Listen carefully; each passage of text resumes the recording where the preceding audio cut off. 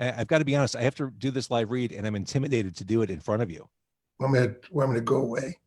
No, I want you to stay, but you're. No, I mean, when you do the commercial. You're John Records Landecker. I don't, What? I'm self-conscious here. I'll make you go away for a second. Okay, it's Car Con Carne, still in quarantine con carne. I'm James Van Oslo. Welcome to episode 400. I knew when I got to the 400, it would be a big celebration. And so I'm doing it in my home with a radio legend, and we'll get to him momentarily. I want to mention, as business owners are opening back up to serve their communities, they're faced with a lot of challenges as they navigate through the new normal brought on by the coronavirus. C&H Financial Services is here to help. They offer a variety of products that range from traditional merchant accounts to a zero-cost payment processing solution, which eliminates the expense associated with accepting Visa, MasterCard, Discover, and American Express as a form of customer payment. C&H Financial Services eTab solutions, easy to set up for your business, for online ordering, curbside pickup, whatever. C&H also offers cost-effective commercial lending programs, which can help get your business the money it needs to make it through these unprecedented times. To learn more, contact C&H Financial Services at 855-600-2437 or go to chfs.us. Does that work? Is that all right, John? All right, sure. Did okay? Hey, you make me nervous. I grew up listening to you. I don't want to mess this up. You're doing just fine. All right, so that guy right there, Records truly is his middle name. He's John Records Landecker. Yeah. We've never met before. Nope. This is a real pleasure to finally meet you. Same here. So, quick backtrack. 3 years ago, Radio Hall of Fame. Very recently, the National Association of Broadcasters Hall of Fame. Yeah. In different creative fields, whether it's Rock and Roll Hall of Fame or Golden Globes, whatever. Some creatives are very touched and inspired to be recognized by their peers. Others are kind of aloof. Where do you fall with the recognition? Well, it's certainly not aloof, and touched is, I suppose, a good, well, actually not in this climate. I just watch where you do it. Exactly. Yeah, I'm touched. I'm humbled. I'm a little embarrassed. I've found that these kinds of things are very arbitrary and are arrived at. Who knows how they get there? I mean, that goes for Hall of Fames and Emmy Awards and Oscars and all of that stuff. There's a design to it to a certain extent. On the part of the people who are anointing the recipients. Let's just put it that way. I do want to thank you for doing this, especially this week. I'm sorry for your loss with Carl Reiner. Oh, thank you. Thank you. I've got a great, Catherine Johns and I were doing mornings on WGMK in the 90s and in the early 2000s, and Carl Reiner and Mel Brooks had the CD out, The 2,000-Year-Old Man in the year 2000. And it is, if I do say so myself, it is a spectacular interview, not because of anything I did, but those two went crazy. Those two. Yeah. Oh, just fabulous. Just fabulous.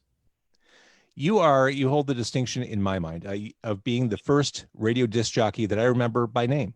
You're the first guy who I listened to on the radio who I remembered the name of it as I was growing up in Chicago. It's true.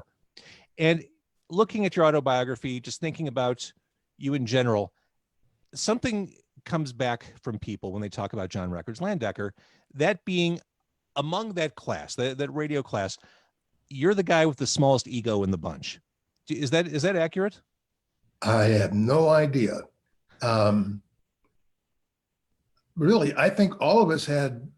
Well, who are you talking about now? when I think about the classic WLS lineup, when I think about Luke or Surratt, yeah. No, Surratt and Larry didn't have big egos. I mean, Larry's whole act was, "How you doing, Larry? About average." I mean, he was sarcastic and very calm most of the time. And Bob works his ass off, and nobody, if somebody had an out of control ego at WLS at that time, we somehow would have gotten them out of there. I'm not sure how, because it never happened, but if it did, we'd take care of it. See, I believe that all businesses should have a zero asshole policy. That should just be standard HR. Almost impossible. It really is.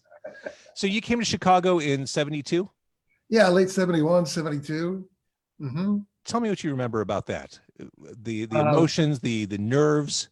Well, I was working at WIBG in Philadelphia, and I had received a letter there from a guy named Mike McCormick, who was the program director of WLS, asking me if I wanted to apply for a job, and if so, please send an audition tape, which I did.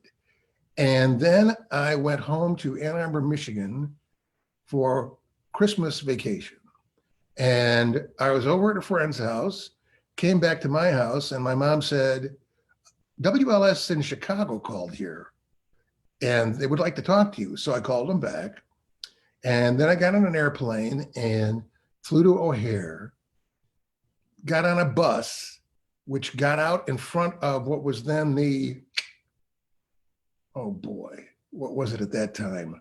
The Executive House, right? On Wacker. Yeah. It's not there anymore. And the wind was coming. It was like being in that funnel of just like that. That was my first real impression. And I went in and I had a meeting and a dinner and they offered me the job and I took it and I flew back to Ann Arbor. And back in the day, I mean, you could hear WLS on the moon like that. Well, the thing was, I could pick up WLS in Philadelphia in the parking lot of the station I was working for when I got off the air. Yeah. That's crazy. Yeah.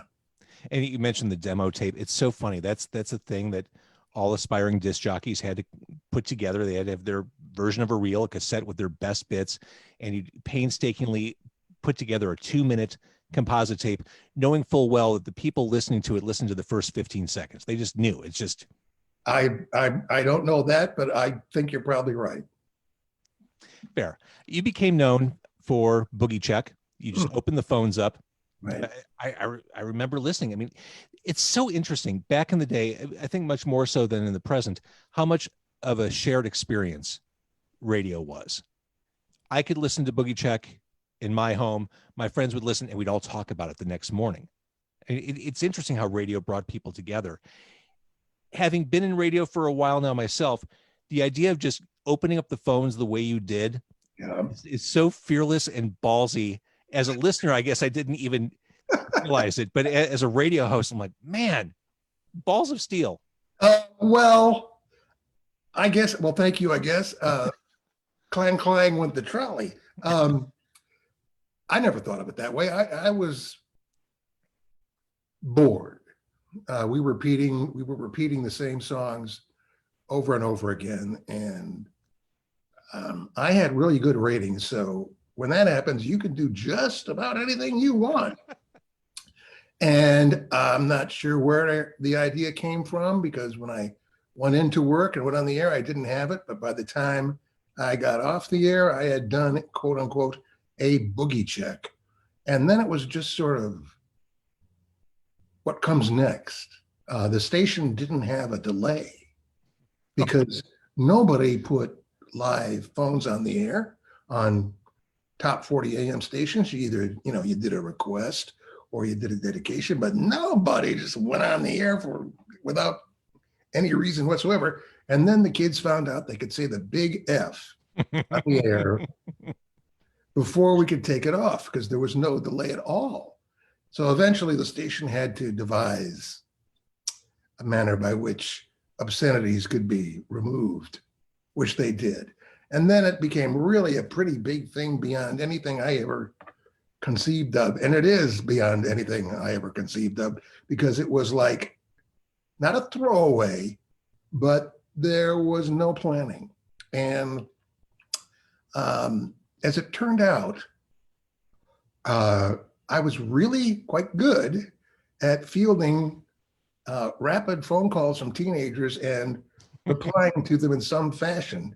I have what do they call it? Attention deficit disorder. Yes. And this thing went boing, boing, boing, boing, boing, boing, boing, boing. So, my brain was just firing away like crazy. As I found out later, I didn't know it at the time, but yeah. And it was just something that had never been done in that venue anywhere. And I even think that like Wally Phillips at WGN and all those guys back in that era, their phone calls were all screened. Oh, and sure. they were on, I guess they were on a delay. My calls were not screened. They were just taken as they came in. And I've met more than one professional broadcaster since then who asked me, how did I edit all those calls together? And I tell them I never edited one call. They were all live, every single last one. There's nothing like live radio. No. And taking phone calls without being screened, I'd do that at the drop of a hat. If you could find a radio station that was willing to go that way. Yeah, that doesn't exist. That simply doesn't exist. Not, I mean, if you had a delay, they won't do it, which is really sort of stupid. Talking about how real that was, taking those calls in real time, riffing off responses, total improv work. Right. I think what you were doing there is what has been drilled into broadcasters ever since, rightly so, and that's authenticity. I mean, listeners respond to people who are authentic and real human beings on the radio, and you were being John Records Landecker. Well, I'll be honest with you, I was having a really good time doing it. So there was no pretense, or I don't know what you want to call it. But yeah, I agree with you. It was like your community, so to speak, of crazy people. And a lot of them were really young, Well, 15, being 14, 13. And WLS had massive ratings in that age group at night. So the phone calls just kept pouring in one right after the other. And it worked out well. Who knew? Truly, though, being the top rated, top 40 station in a city like Chicago with a signal that went out as far as you did, you literally owned all audience members under the age of 18 across like 10 state lines. I mean, I don't know about that. Well, back in the day, I mean, there was no competition. It was, you listened to the radio. Right. And there were only two stations in Chicago at that time who really played the hits, and that was WLS and WCFL. Right. The FM stations like, it was the Loop at that time. I think they called it, actually, it wasn't the Loop yet. It was called Smack Dab in the Middle, the station with the girls. And they played some sort of rock, and there was some other, I don't know, WXIT at the time was like, I think, bartered radio and had like Spanish programming. At night, right, yeah. 3:00 in the afternoon. So yeah, there wasn't any internet, there was no cable, there was no satellite, there was none of what we use today, because the last thing on everybody's list is probably an AM radio station. I mean, they'd have to get through all the FMs even to get there. So it was, AM on the top, not bottom now, but then it was AM was king. Absolutely. And this is going to be radio nerd stuff, but the Landecker sound, the way you layered your voice over intro beds, like you had this, you spoke in cadence with the music, and you found a way to not, typical DJs, you listen to the radio, they pull the music down so that their voice is big and prominent. Then the second they're done talking, they pot it back up. And it's the most jarring experience when you listen, especially in the hands of a less seasoned broadcaster. That was not your style. You kind of nailed this. Well, I grew up in Ann Arbor, Michigan, and listened to Detroit radio. And specifically, there were two guys, Lee Allen and Joel Sebastian, who eventually ended up in Chicago. And they both did that. I mean, talking in cadence, getting into the intro, being part of the song, so to speak. It's sort of like a wall of sound, if you will, because everything is just so tightly compact together. When I was in Philadelphia, I found out that our competing radio station was going out and selling against me, saying, "You can't understand what he's saying. The music's too loud." Yeah, you're old. That's it. That's it.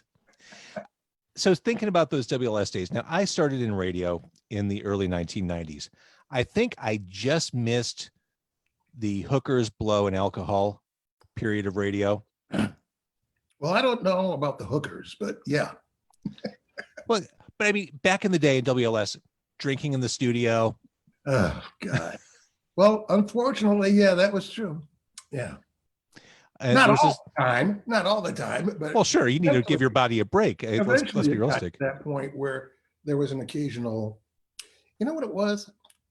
They, the station, there were a lot of engineers on each shift. The engineering contract, hour on, hour off, hour. So somebody else always filled in every hour.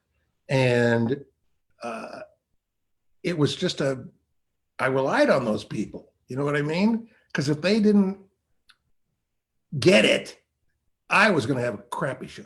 Sure.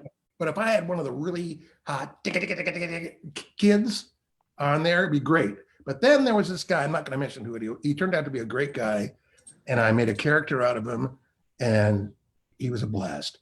But he was being shifted from the day to the night, and I was warned that this guy was a real hard guy to get along with. So, well, maybe I'll go get a bottle of something and see what happens. And that was pretty much how all that started. Oh, yeah. So I know things were a little crazy. There's one story I heard where you hit the bars on Rush Street. Next thing you know, you're in Las Vegas. Well, no. What happened was I was nominated for the Billboard Air Personality of the Year. And our morning man, Charlie Van Dyke, was leaving WLS and going to Los Angeles to KHJ. And we went out to dinner the night before he left. And Don the Beachcombers, does that ring any bell with you at all? Rings a bell, but not a lot of bells. On, gosh, what was it on? Near the Rush Street area, but not on Rush Street itself, I don't think. And they had these drinks with umbrellas in them, let's just put it that way. And you don't know what you're consuming. And yeah, I apparently in a complete drunken state was able to decide that I was going to go to Los Angeles right then. And I somehow got on out to the airport and on the airplane and sort of quote unquote, if you will, came to over the Grand Canyon. And I didn't win. And I almost got fired, but all's well that ends well. That story kind of starts out like a kidnapping story. Just you wake up and you're flying over the Grand Canyon. You don't know where you are. Like, well, I knew what I was. Well, once I woke up, I realized. Oh man, yeah. I was talking a couple nights ago with Tom Dreesen on the show. Oh, yeah, legend for sure. He was talking about how comics have their material stolen from them all the time. Did he tell you our story? That he did not, and that's what I'm leading up to. He told me about how Robin Williams used one of his jokes on a Mork and Mindy episode, and we got into a conversation about comedy theft. You had a bit stolen, didn't you? Oh, no, not at all.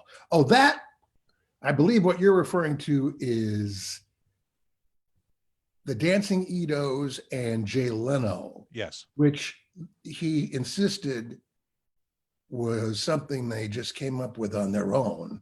But his bit was exactly the same as mine, with the exception of changing the lyrics to YMCA. I was doing YDNA. I don't remember what they did to it, but they did it exactly as I had done it. And I got calls and my brother and, hey, they're doing your bit on the Tonight Show, yada, yada, yada. And so we got through to Jay Leno and he went on the air and he insisted. Oh, and I had sent him this package with all that stuff in it, like 2 days before this thing happened on TV. But he insisted that, we don't accept unsolicited outside material. I don't understand. No. Our guy, you don't see, John. They have to go to the studio. They got to sit there for a couple of days and record it. They just don't come out. Whatever. The Tom Dreesen thing is that he used to be, oh gosh, what was the other guy's name? They were, they were a comic duo, and they would have like open mic nights at, I don't know, restaurants, whatever, bars. And Bob Surratt and I would go to these every once in a while. And then time marches on, years go by. And Tom Dreesen is coming back to Harvey, his hometown, Right. to appear at like a Holiday Inn or something. And Bob and I go to see him. And he says, John, yeah, I tell all my young comics about you. I said, you do? He said, yeah, because that one night over at such and such a place, you got so drunk that you went up there and started insulting the Japanese tourists that were there. And I have no memory of this. So I tell all my young comic friends to not do that.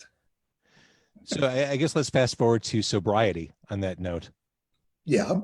When did that happen for you? 28 years ago. That's huge. Congratulations. Thank you. Thanks. And radio's a tough business, man. You're surrounded. I don't really think that radio had anything to do with it. I just think that that was my personality.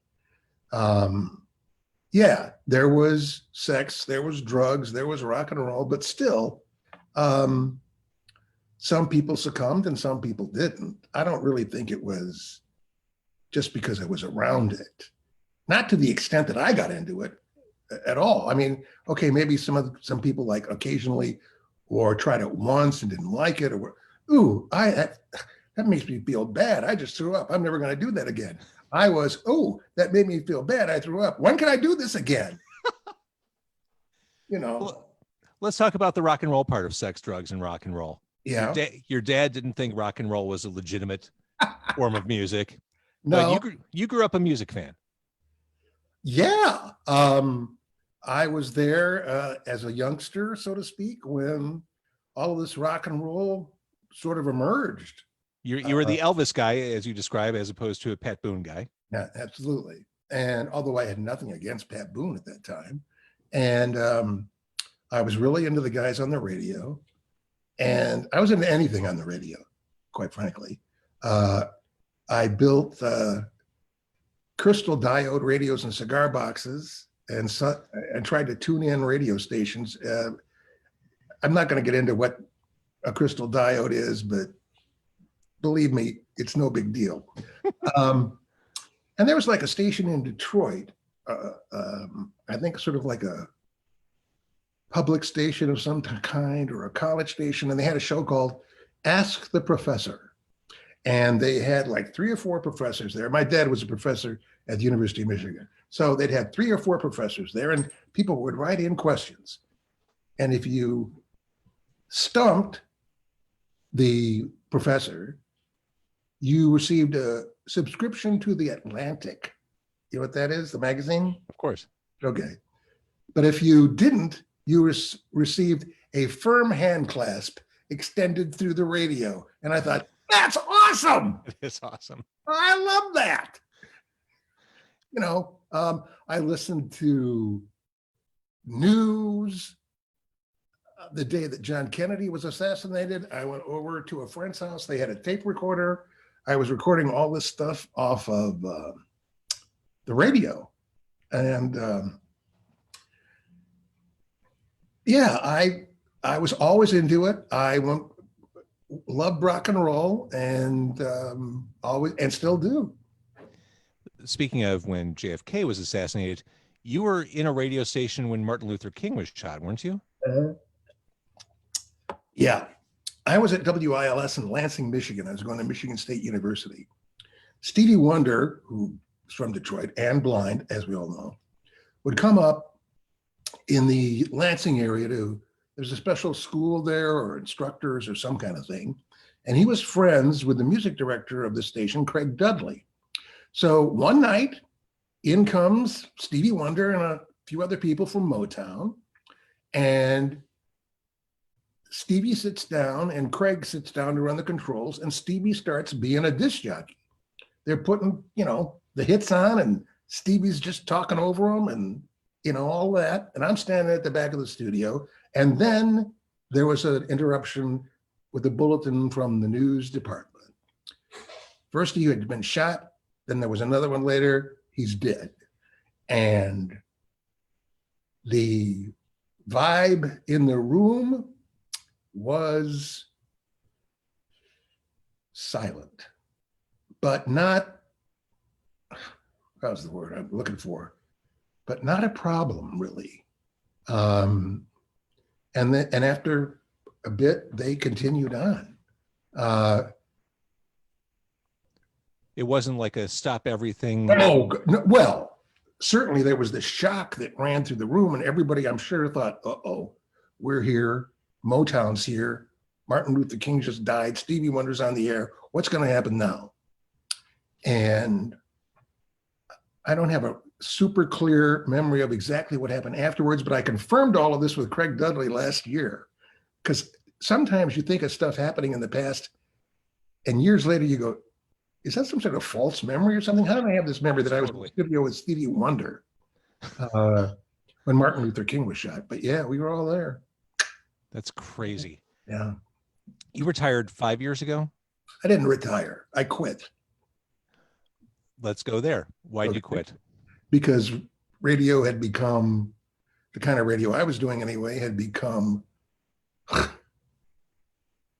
unbelievably restrictive, with rules of the format about how many seconds you could talk, when you could start, how long it could last. And I was bored out of my mind. And I just said, well, I've had it. I'm not having fun. Why am I here? So I quit. And it sort of got twisted around to retired, because of course he got retired, because, well, anybody his age who walks away from from some kind of work probably is down in Florida now, going to dinner at 4:30. I walked, and that was that. But that's the story. I mean, I have done a variety of things since then. Some have to do with radio and some don't. Nothing has really been a home run, but if you don't try, you'll never know, so to speak. So I know you're taking acting classes. I took 2 acting classes a couple of years ago in Los Angeles. Was that hard? Was that weird coming from it was a broadcaster? I know. What was more weird was I was 70 years old and everybody else was 24 in Hollywood. Okay. So, but it worked out well. They were fantastic. I had a great time. I was pretty good at it, quite frankly.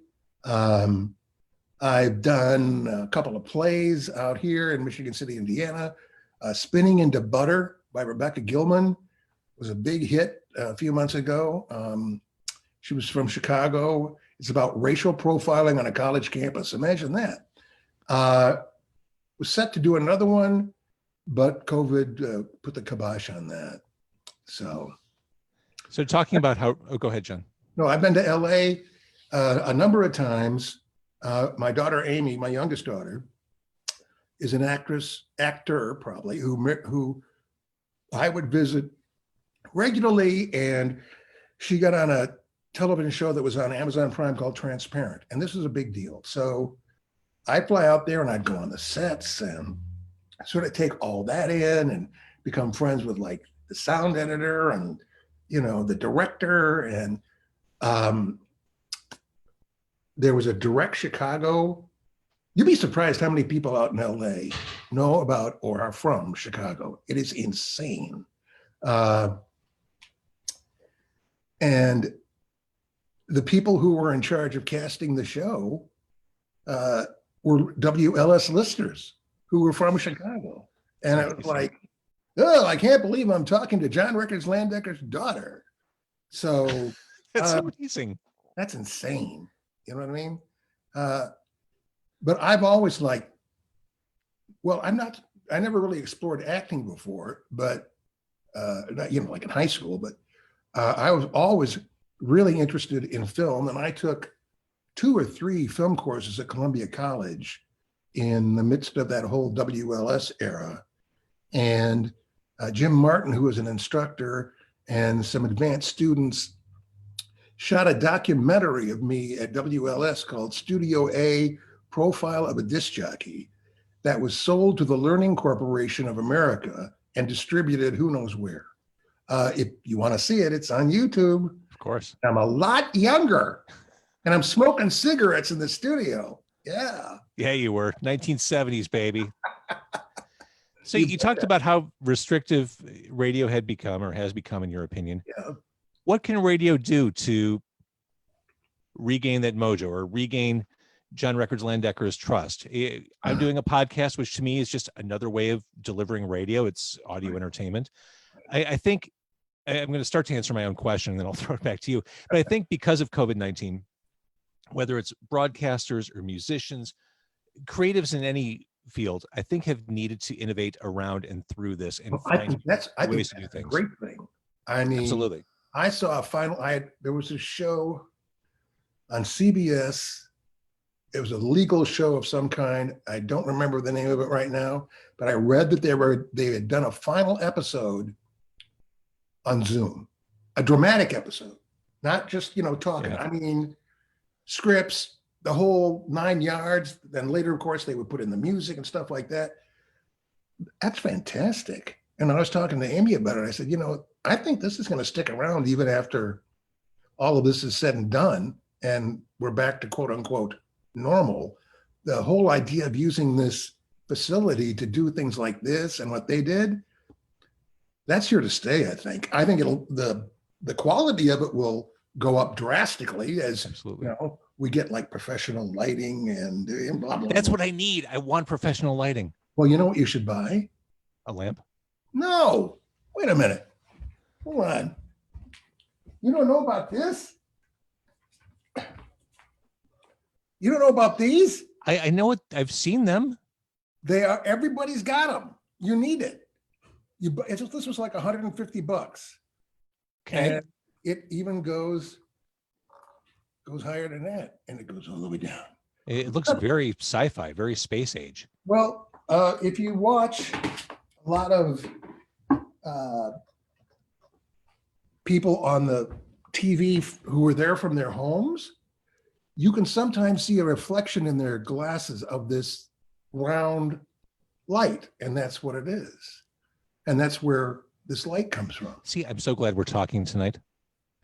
You're setting me down a good path. You're really putting me in position to dominate this podcast. Absolutely. Yeah. I appreciate that. So, all right. So what does radio do? How does radio, either through COVID or just looking towards the future, what does radio do to better itself and stay viable and important in your eyes? I think, and this is just my opinion, and I could be totally wrong, but you have to find owners that are willing to go that way. And then it'll happen. But you tell me who that is, and I'll be very shocked. And I still believe in it. It's a cliche with broadcasters, but I still believe it's true. Local is everything. I think so. You bet. And there's less of that than there's ever been. You can't stress that enough, especially as people's attentions are as fragmented as they are, as they bounce from Hulu to Netflix to Amazon Prime to HBO to whatever. How do you appeal to them? You talk about things that matter to them. You talk about that pothole on Pulaski or whatever. It has to mean something to them. Look at Bob Surratt doing mornings on WGN. Mm-hmm. He's like number 3 in the morning. And that's what he does. And Surratt talks about that, talks about the restaurant, talks about the whatever. One of my all-time favorite local TV shows was when Surratt hosted Chicago Tonight. That was one of the best local runs, period. You should have seen him do Fox Thing in the morning. Oh, yeah, I did. Of course. That was hysterical. All right. So what do we have to look forward to from John Records Landecker? Do you have anything cooking, anything planned? Are you, would you ever do a podcast? If I ever had the motivation or the interest in something that would sustain itself, I don't know. I did well when I was part of a group. And that WLS era was a group effort, a synergy in the radio station between just about every department, the air staff, the engineers, whatever. So there's a lot of energy going on in there. And that's what I feed off of. Now you put me in somewhere alone, it's going to be a disaster. So as I found out, so if that's, that's me throwing my voice. All right. So what kind of dog? Colt. It's a big bark. It's a medium-sized dog with a variety of lineages. It's a mutt, so to speak. So is your dog freaking out right now because of fireworks? No, not at all. Fireworks. We have two dogs. The other one doesn't bark that much, and neither of them are bugged by fireworks. But if anything happens in front of the house, I mean anything, that dog goes nuts. So that's the way it is. Yeah, I mean, my dog. He's on medication. We've got a calm collar around him. Bought him a thunder coat. He doesn't care. I need to look into the thunder code. My dog is just a wreck because there is military grade fireworks being blown off in my neighborhood right now. It's insane. There is an arsenal down the alley. And it's legal here. Oh, right. You're in Indiana. Yeah. So kaboom. I see your billboards. Yeah. You always know when 4th of July is coming because all the billboards on the tri-state switch from strip clubs to fireworks places. I have been doing a once a week call. See, this is the beauty of doing all this stuff on Zoom. This is what I think interests people is. Oh, so do I. Seeing how people actually live. Oh, well, Landecker's got a noisy dog. When Jimmy Fallon was doing something, his kids would like climb on his back. Yeah. People love that stuff. I don't know if they love the dog, but it goes back to what we were saying earlier. It's authenticity. It's yes, this is real. Absolutely. And some people can operate in that venue, and some people can't. True. Some people are not spontaneous. Some are not. They can't easily adapt to a brand new, unexpected situation that is now there because something live happened, and other people can. And the more unexpected, authentic stuff that happens, the better it's going to be everywhere, I think. Not just radio, but doing stuff like this, the way that, as I mentioned just a moment ago, these primetime and late night TV hosts are all doing basically what we're doing. And kids are showing up and who knows what, and something falls down and they don't look as great as they do when they're in the studio at NBC. And, so I think no matter what venue it is, I think the authenticity part of it is vital to any success of any venture like that. I've been saying this for a while. I think it's totally normal to react to COVID-19 with concern, fear. It's this collective trauma that we're all sharing. And I think it's totally appropriate to have a reaction of paralysis, like, oh my God, I am stuck. I don't know what to do. But for the creative community, I think you need to bully your way through it and find your way around it because I'm in the demographic, I'm in the age group that's prime to get COVID-19. Right. Over 70, I have chronic bronchitis. I have a low-grade COPD. I'm like a sitting duck, but you just have to deal with that. And I'm really pissed off the way a lot of people treat old folks. They're complete assholes. I mean, they have no regard. I said, now I really sound old. Those youngsters, stay off my lawn. They're running around going to bars. They don't give a shit. They don't know. It's like, see you later, because I'm like messed up and I've got Clorox and I'll wipe everything down before I take a step anywhere.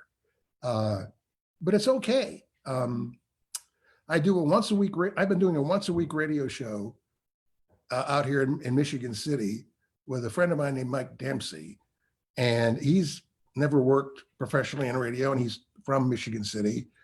And he asked me to join him on a radio project a few years ago, and we get our own sponsors and things like that. And it has evolved to the point that we have our own little office in a building in Michigan City, and our own corporation. And I'm working on rebranding it. I love it. I think there's something, and don't take this the wrong way, I think there's something very attractive about doing low stakes radio. Oh, yeah. Guess what? They don't tell me, either of us, what to say or what to play. I mean, really, okay? We can play whatever we want.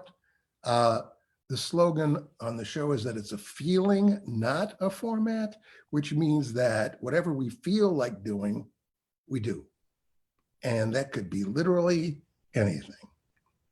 Well, and that's just it. I always wonder when I hear music stations not reacting to the world around them in real time. Something as simple as it's a gorgeous sunny day and the classic rock station is going to play Rain Song by Zeppelin. Right. Well, that's an easy one. I mean, we're a little bit deeper than that, but yeah. But on the surface, like being able to pivot and basically read the room and do your thing. Well, as a matter of fact, with the help of Bob Stroud and Matt Bisbee, I wrote a coronavirus parody song months ago called to the Beatles, I Want to Hold Your Hand. And it got like about 17,000 views on whatever. And it sounds so awesome because Stroud can really sing and Matt Bisbee can really produce. And even other radio stations, I know up in Milwaukee, they called me and said, we're playing it twice in the morning, or, and that's now, you know what I mean? That's not WLS or whatever. Right. So there are ways to do things if you are so inclined. And of course, you have to always consider what's around you at all times and the whole COVID-19 thing. And we'll see where it goes. But I have a great time doing it. That's awesome. John Records Landecker, I'm going to stop the Facebook Live. I do want to thank everyone who's been paying attention in real time. Let's see. Bill Gallagher says, this is awesome. Such a huge fan of John Records Landecker. Jacques says, that's what I love about working in small market radio, a lot more freedom. Oh, yeah. Just lots of people watching. Thank you for that. I'm going to stop the live stream, and then I'll say my formal thanks.